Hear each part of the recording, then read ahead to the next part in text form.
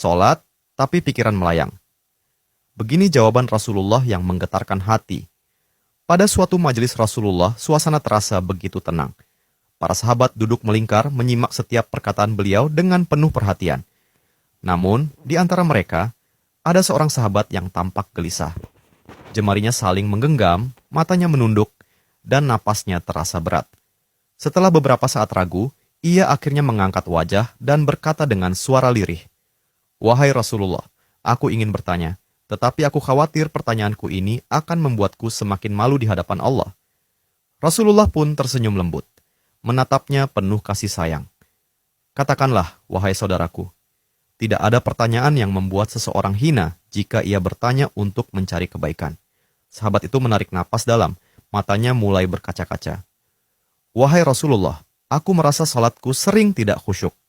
Kadang aku mengingat urusan dunia, kadang pikiranku melayang entah kemana. Aku takut salatku tidak diterima oleh Allah. Apakah dengan salat seperti itu, aku tetap mendapatkan pahala?" Suasana majelis seketika menjadi hening. Para sahabat lainnya ikut menunduk, merasakan kegelisahan yang sama.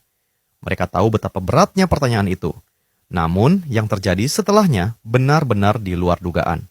Rasulullah tidak langsung menjawab. Beliau menatap sahabat itu dengan penuh kelembutan. Lalu tiba-tiba air mata mulai membasahi pipi beliau. Para sahabat terkejut. Mereka jarang melihat Rasulullah menangis dalam situasi seperti ini. Dengan suara bergetar, beliau berkata, "Demi zat yang jiwaku berada di tangannya, sungguh setan tidak akan pernah berhenti berusaha mencuri bagian dari salat seorang hamba hingga ia teralihkan. Tetapi ketahuilah, Allah tetap melihat usahamu." Rasulullah menarik napas dalam, lalu melanjutkan, "Wahai saudaraku, jika engkau meninggalkan salat hanya karena takut tidak khusyuk, maka setan akan menang.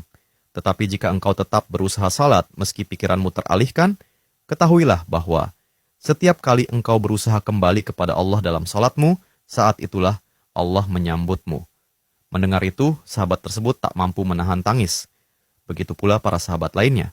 Kemudian Rasulullah melanjutkan dengan penuh kelembutan, "Bayangkan seorang ibu yang melihat anaknya berjalan ke arahnya, tetapi anak itu sering jatuh dan tersandung.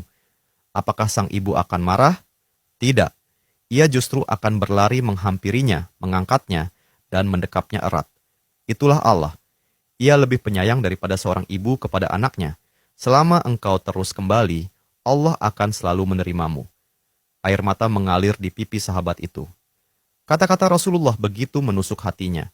Sejak hari itu, ia tidak lagi putus asa dalam sholatnya. Ia tetap berusaha khusyuk, dan setiap kali pikirannya melayang, ia mengingat nasihat Rasulullah. "Setiap kali engkau berusaha kembali, saat itulah Allah menyambutmu." Jangan pernah berhenti. Berusaha. Jika kisah ini membuka wawasan kita, yuk berbagi.